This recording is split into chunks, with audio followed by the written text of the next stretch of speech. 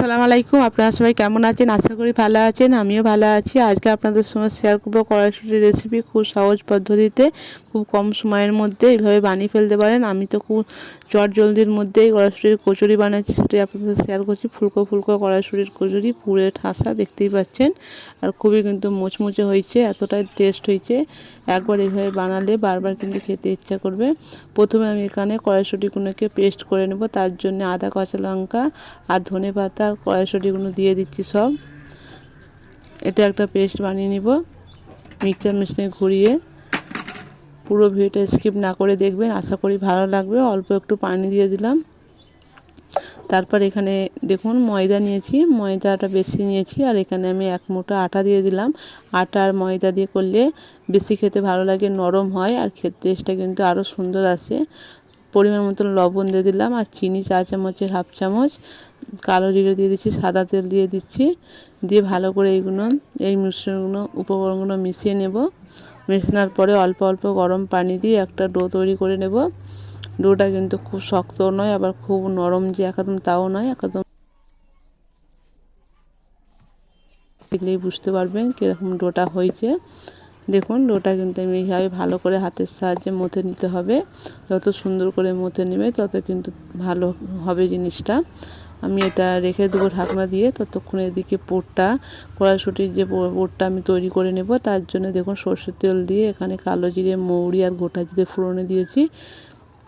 তারপর এখানে দিয়ে দিচ্ছি 4 চামচের 1/2 চামচ রসুন বাটা। এটা একটু ভেজে নেব। আঁচটা কিন্তু একদম মিডিয়ামও নয়, পুরো একদম লো আঁচে আছে। ও লো করে পুরো ভেজে নিতে হবে, একদম হাই ফ্লেম দেওয়া যাবে না। এবার দিয়ে দিচ্ছি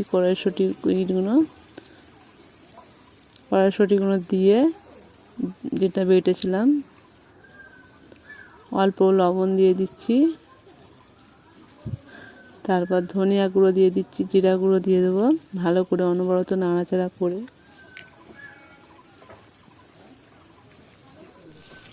আর অল্প একটু মরিচ গুঁড়ো দিয়ে দিচ্ছি আর একটু হলুদ গুঁড়ো, একদম অল্প অল্প 1 চিমটির মতন দিতে হবে।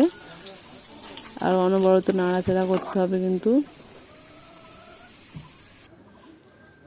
এখানে আমি বেসন দিয়ে দিচ্ছি 4 চামচের 2 চামচ। বেসনটা দিলে কিন্তু বেশি একটু মচমচে ভাব হয়, একটু শক্ত শক্ত টাইটটা ডোটা কিন্তু টাইট মতন হবে তবে। আর চিনি দেখুন পুরো 1 চিমটি চিনি দিয়েছি।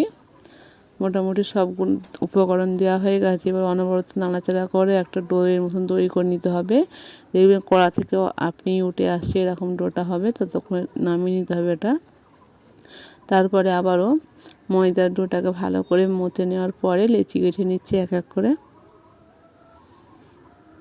লেচিটা ছোট বড় আমি আবারও করে নেব। আমি এমনি জাস্ট লেচিটা হাতের সাহায্যে এইভাবে বড় বড় করে কেটে নিয়েছি। এবার যখন বানাবো তাতেও ছোট বড় সাইজের এক সাইজের করে আমি তখন করে নিয়েছি। দেখুন এরকম লেচিটা হয়েছে। খুব ছোটও নয় আবার খুব বড়ও নয়, মোটা মোটা বেশি না হয়, লুচির মতনই হয়, ফুলকো ফুলকো। এখানে দেখুন দিয়ে দিলাম পুরটা, কড়াইশুঁটির পুরটা দেওয়ার পরে এইভাবে মুড়ে নিতে হবে। আর একটু পাক খেয়ে নিতে হবে। পাক দেওয়ার পরে মাঝখানটা হাতের সাহায্যে আগে এইভাবে চেপে দিতে হবে যাতে খুলে না যায়। বেলুনির সাহায্যে বেলে নিচ্ছি, এরকম গোল গোল করে সবগুলোই করে নেব। একটা হয়ে গেল, আর একটা দেখিয়ে দিচ্ছি। আমি কিন্তু এই কড়াইশুঁটি কচুরি একদম কম সময়ের মধ্যে তাড়াতাড়ির মধ্যে বানিয়েছি। খুবই কিন্তু টেস্ট হয়েছে আর খেতে কিন্তু দারুণ লেগেছে। একবার কিন্তু এভাবে বানালে বারবার খেতে ইচ্ছা করবে, সবাই বানাতে পারবে কিন্তু। আর একটাও দেখুন এইভাবে হাতের সাহায্যে চাপটা করে দেওয়ার পরে তারপর বেলুনি দিয়ে বেলে নিতে হবে। আমার সবগুলো আমি এইভাবে বেলে নিয়েছি। দেখুন একটা বাসনে রেখে দিয়েছি। এবার এই দিকে আমি আগে থেকে তেল গরম করতে দিয়ে দিয়েছিলাম। এবার তেলটা ভালোভাবে পারফেক্টলি গরম হয়েছে কিনা একটা এই কাঠের ডালঘুনির সাহায্যে ডোয়ের সাহায্যে এভাবে দিলেই ফেনা ফেনা হয়ে আসবে, বুঝতে পারবেন তখন তেলটা ভালোভাবে গরম হয়ে গেছে। এবার এক এক করে ভেজে নিতে হবে। আঁচটা কিন্তু মিডিয়াম রাখতে হবে, একদম লো ফ্লেমে নয় আর হাই হিটে রাখা যাবে না। লো রেখে পুরো কড়াইশুঁটি কচুরিগুলো ভেজে নিতে হবে। দেখুন আঁচটা কিন্তু লো করে এইভাবে ফুলকো ফুলকো হয়েছে। আমি এইভাবে সবগুলো কিন্তু ভেজে নিচ্ছি, সবগুলোই কিন্তু আমার ফুলকো হয়েছে।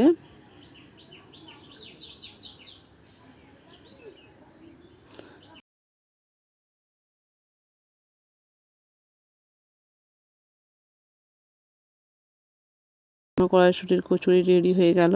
কেমন হয়েছে অবশ্যই জানাবেন কমেন্ট করে।